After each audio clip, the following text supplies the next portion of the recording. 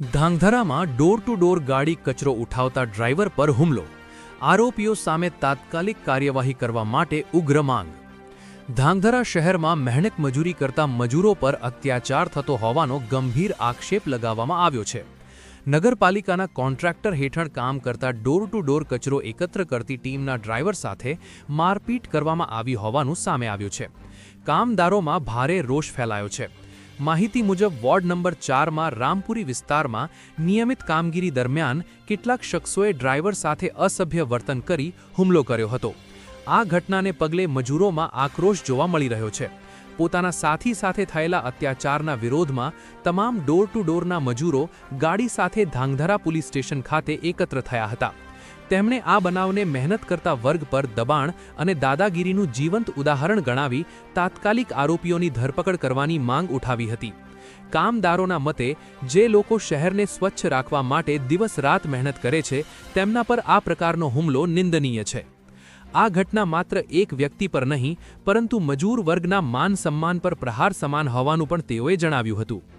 Dhrangadhra city police દ્વારા આ મામલાની તપાસ હાથ ધરવામાં આવી છે અને વિગતો મેળવી આગળની કાર્યવાહી કરવામાં આવશે તેવી માહિતી પણ મળી રહી છે. રિપોર્ટર સિકંદર ભટ્ટી, ધાંગધ્રા. નિલેશ પ્રકાશ ભાગોર કોટડા, તહેસીલ ખાનલા, જિલ્લા ઝાબુઆ, MP. ધાંગધ્રા નગરપાલિકાથી ડોર ટુ ડોર કચરાની ગાડી આપું. આપણે રામપુરી રોડમાં વિસ્તારમાં જાવતા એક ભાઈ લપ થાય હતો કે આવીને ડાયરેક્ટ લાત ગુસ્સા મારે અને મારીને કહે કે તમે અહીંયા પતાવી દઉં પૂરો કે જ્યાદા કરે તો. મેં કંઈ લપ નહીં કરી અને હાથે ખાલી બોલે. એ ભાઈને ઓળખતો નહીં હું, પણ અહીં સામને લાવે ને ઓળખી લઉં.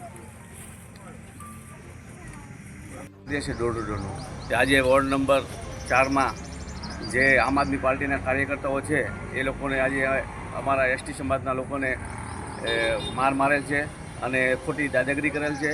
અને જે મજૂરોને ડ્રાઈવરોને કીધું છે કે તાત્કાલિક અહીંયા આ ગીત પકડવાના છે, આ તમારે જે આવતું હોય અને આ ડોર ટુ ડોરમાં આ જગ્યાએ તમારે ટાઈમસર આવવાનું. આ લોકો તો ટાઈમસર જતા મજૂરી માણસો છે અને ડ્રાઈવર છે અને ટ્રાફિકના કારણે થોડુંક મોડું બી થઈ જાય. તો આજે આ લોકો ઉપર અત્યાચાર કરીને માર મારે છે અને એવું જાણવા મળ્યું છે કે આમ આદમી પાર્ટીના કાર્યકર્તાઓ છે.